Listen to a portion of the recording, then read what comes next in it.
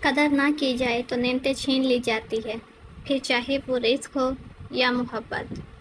نصیب اچھے نہ ہو تو خوبصورتی کا فائدہ دلوں کے شہنشاہ اکثر فقیر ہوا کرتے ہیں۔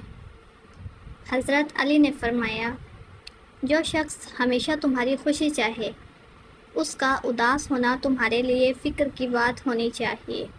میں نے زندگی سے پوچھا تو اتنی مشکل کیوں ہے؟ زندگی نے ہنس کر کہا، دنیا آسان چیزوں کی قدر نہیں کرتی۔ حضرت علی نے فرمایا، جب دعا کرتے وقت تمہاری آنکھوں سے آنسو آنے لگیں تو سمجھ جانا تمہاری دعا بارگاہ الہی میں قبول ہو چکی ہے۔ کبھی ہم اتنے تنہا ہو جاتے ہیں کہ ہمارے پاس دکھ بانٹنے کے لیے اپنی ذات تک موجود نہیں ہوتی۔ دوسروں کو ہر وقت تولنے والے بہت ہلکے ہوتے ہیں۔ کچھ رشتے کرائے کے مکان کی طرح ہوتے ہیں، انہیں آپ جتنا مرضی سجا لو، چمکا لو، دیکھ بھال کر لو، کبھی اپنے نہیں ہوتے۔ میں نے کچھ لوگ رکھے ہیں اپنی پیٹھ پیچھے برائی کرنے کے لیے، تنخواہ بھی نہیں لیتے اور مگر کمبخت کام بڑی ایمانداری سے کرتے ہیں۔ بات میں وزن پیدا کرنے کے لیے آواز کا اونچا ہونا ضروری نہیں، بات کا سچا ہونا ضروری ہے۔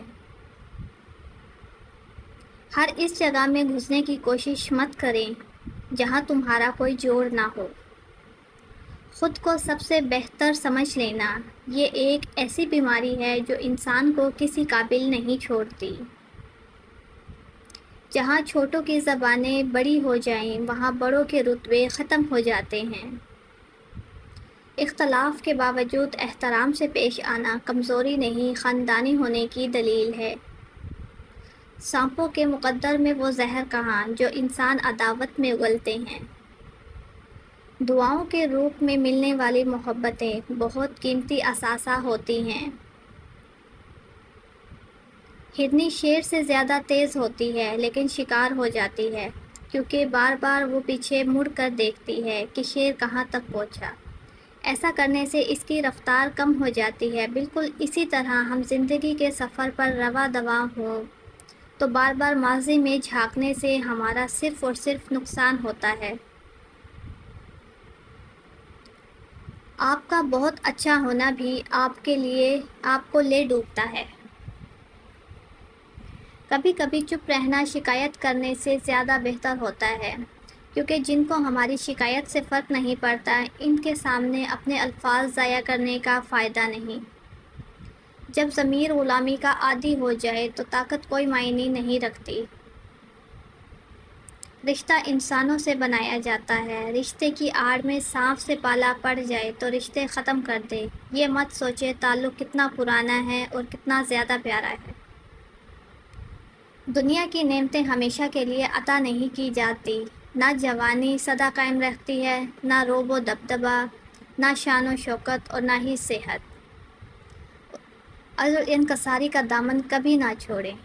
رزق اور عزت کسی کے اپنے اختیار میں نہیں، اللہ تعالیٰ جسے چاہے دیتا ہے۔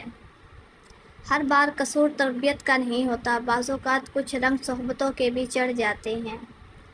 دنیا کا سب سے اچھا وقت تحفہ ہے، کیونکہ اگر آپ کسی کو اپنا وقت دیتے ہیں تو آپ اسے اپنی زندگی کا وہ پل دیتے ہیں جو کبھی لوٹ کر نہیں آتا۔ میں نے سمندر سے سیکھا ہے جینے کا سلیقہ، چپ چاپ سے بہنا اور اپنی موج میں رہنا۔ دنیا میں بہت سے لوگ شادی شدہ ہیں لیکن بہت کم لوگوں کے پاس جیون ساتھی ہے۔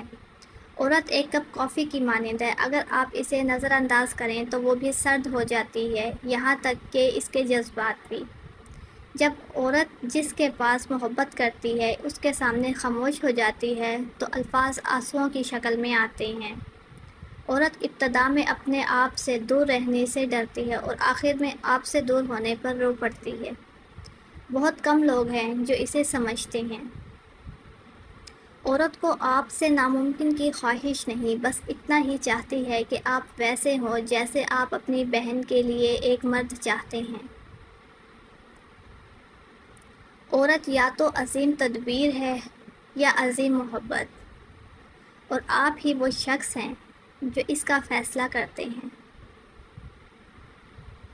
عورت بیمار ہوتے ہوئے بھی دوسروں کا علاج کرتی ہے، خود غمگین ہو کر بھی دوسروں کو تسلی دیتی ہے اور تھکی ہوئی ہو کر بھی جاگتی رہتی ہے۔ عورت ہمیشہ چاہتی ہے کہ اسے بچی کی طرح برتاؤ کیا جائے، چاہے وہ کتنی ہی بڑی ہو جائے۔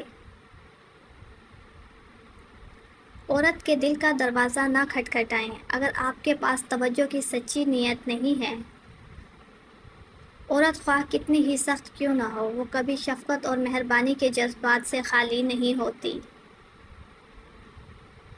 عورت ایک بچے کی پرورش اکیلی کر سکتی ہے، لیکن مرد بغیر عورت کے بچے کی پرورش نہیں کر سکتا۔ یہ ہے عورت کی عظمت۔ جب آپ مرد بن جائیں تو آپ کو ایک عورت ملے گی۔ جب آپ مرد ہوں گے تو آپ کو ایک عورت ملے گی۔ جب آپ بادشاہ بن جائیں تو آپ کے لیے ایک ملکہ ہوگی۔ لہٰذا کچھ نہ بنیں اور یہ موقع نہ رکھیں کہ وہ سب کچھ بن جائے گی۔